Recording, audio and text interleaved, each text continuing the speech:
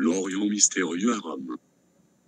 Dans les derniers siècles avant notre ère, le monde romain puise dans l'Orient lointain les sources d'une nouvelle spiritualité.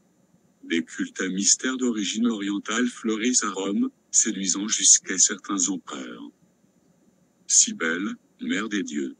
En 205 avant Jésus-Christ, en pleine guerre punique entre la République romaine et Carthage, les Romains désorientés font appel à des devins qui rendent leur oracle. Lorsque l'ennemi étranger aura porté la guerre en terre italique, il ne pourra être chassé et vaincu qu'après que la Méridienne aura été transportée de Pessinonte à Rome. Immédiatement, une délégation de citoyens romains de haut rang se rend à Pessinonte, en Asie mineure, où le roi Attale leur remet une pierre sacrée, le Béthyle, qui représente la Méridienne, en la personne de la déesse Cybèle. La pierre est embarquée et acheminée vers Rome, où l'attend une foule immense, pressée de voir et d'accompagner la déesse vers sa nouvelle demeure, sur le mont Palatin, où des célébrations fastueuses lui sont rendues. Dans l'année qui suit, Rome connaît des récoltes extraordinaires et parvient enfin à triompher des armées d'Hannibal. La déesse orientale, la première du genre, s'implante alors définitivement dans la capitale. On lui construit un temple et des jeux lui sont dédiés. Un baptême sanglant. Sous la République, le culte de Cybèle est très strictement encadré car il choque bien des Romains par sa violence.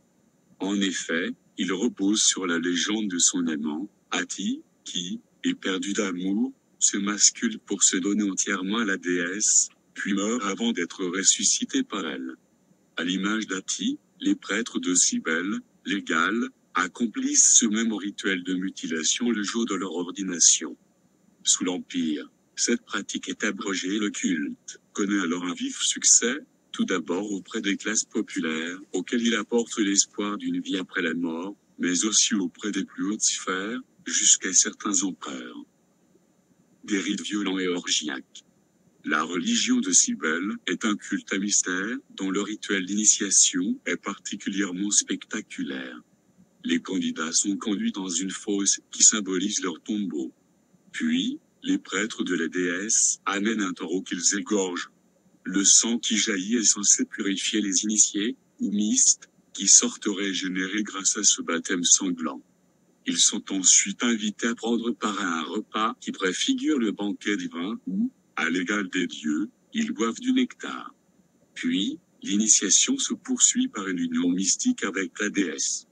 Les mystes, désormais identifiés à Attille, pénètrent dans une sorte de chambre après avoir touché le sexe du taureau sacrifié. Là s'accomplit un simulacre de noces qui lie pour toujours l'initié à Cybèle. Enfin, au soir, les mystes participent à un grand festin au cours duquel l'éternité leur est promise. Ce message religieux tranche avec le pessimisme de l'au-delà romain, il soulève bien des espoirs et connaît un engouement extraordinaire. Dans son sillage, d'autres cultes orientaux s'enracinent à Rome. Les Luperques. En marge des cultes orientaux existent des sociétés secrètes purement romaines, remontant au temps les plus anciens de la capitale. Il en est ainsi de la mystérieuse confrérie des Luperques. Chaque année, ses membres issus de deux respectables familles patriciennes, les Quinctilii et les Fabii, se rassemblent le 15 février pour célébrer les Lupercales, à rythme de fécondité.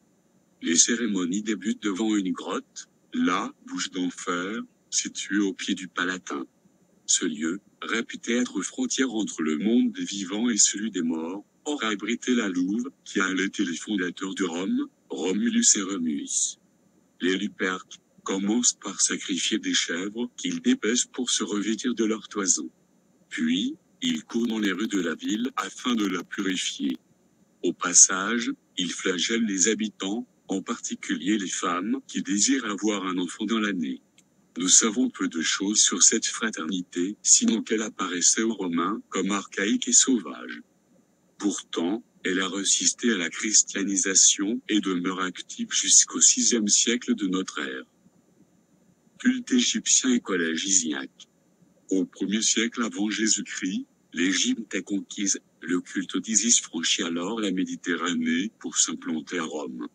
Associé à l'élément liquide, à la vie, la déesse est l'objet d'une dévotion qui lui est rendue par des collèges d'initiés. Comme dans le cas de Cybèle, Ce sont d'abord des franges modestes de la population qui sont attirées par le message plein d'espoir de la divinité égyptienne. Intégrer un collège isiaque nécessite de la patience et des sacrifices. Pureté et courage. Il faut tout d'abord informer le prêtre d'Isis de son souhait et attendre que les astrologues donnent leur accord. Après cette première étape, le prêtre purifie les heureux élus dans un bassin situé devant le temple de la déesse. Ceux-ci doivent ensuite s'isoler et jeûner pendant 10 jours. Au terme de cette retraite, le futur initié revêt une robe de lin immaculé avant d'être conduit dans le sanctuaire d'Isis.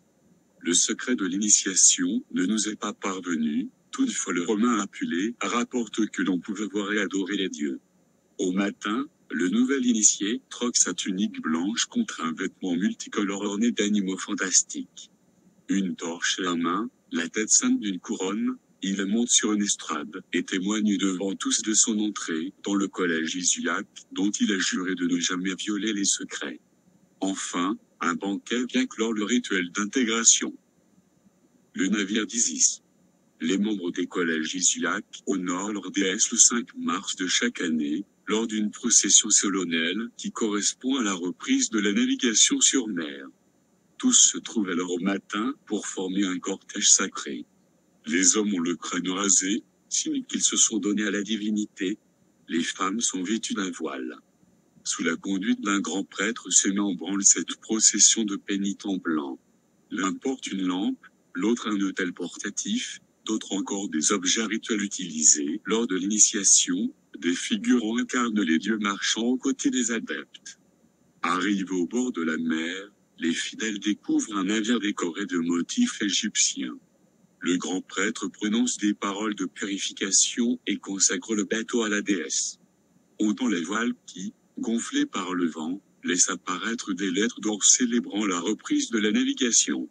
La foule des adeptes remplit alors le navire d'offrandes telles des aromates, des amphores, des objets votifs. Enfin, les amarres sont larguées, le navire prend le large et disparaît à l'horizon. Ce départ symbolise la mort chargée de l'espoir d'un renouveau. Puis chacun reprend place dans le cortège qui se dirige vers le temple d'Isis pour un banquet.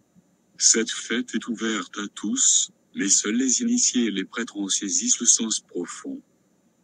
De Corax à Pater, les disciples de Mithra. Au IIe siècle de notre ère, des militaires romains, ayant longtemps stationné aux confins de l'Empire, introduisent à Rome la croyance en un dieu iranien, Mithra. Bien différent des autres religions orientales, le culte mithriaque prodigue une initiation mystérique d'une grande complexité et réservée exclusivement aux hommes.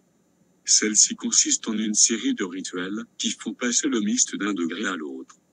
Au nom des nombres 7, on devient tout d'abord Corax, c'est-à-dire corbeau annonciateur du dieu, puis Nymphus, son élu, Miles, son soldat, Léo, le lion, Perse, le Heliodromo, le courrier solaire, et enfin Père, Pater. Dans le secret du Mitraeum, le rituel de passage se déroule dans une caverne naturelle ou artificielle, le Mitraeum, qui rappelle que Mitrae naît du rocher.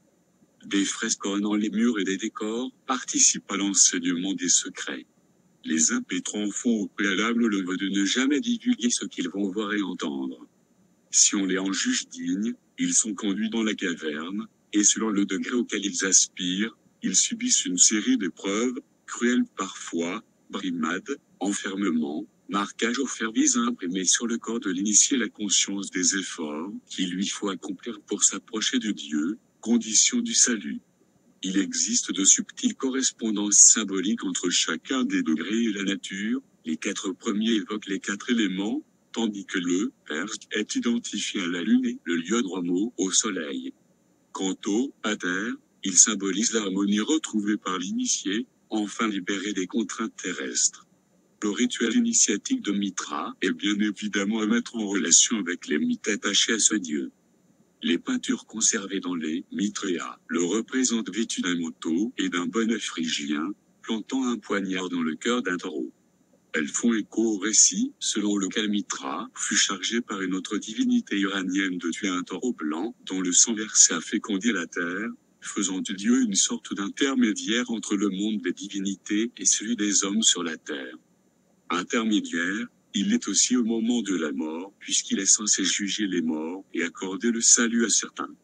Le culte de Mitra n'est pas sans analogie avec le christianisme. Les mystes célèbrent un repas symbolique durant lequel l'eau et le pain consommés sont identifiés au sang et au corps du taureau blanc. Son culte est un quasi-monothéisme dont la fête principale a lieu le 25 décembre. En outre, il offre, comme tous les cultes orientaux, l'espoir d'un salut après la mort.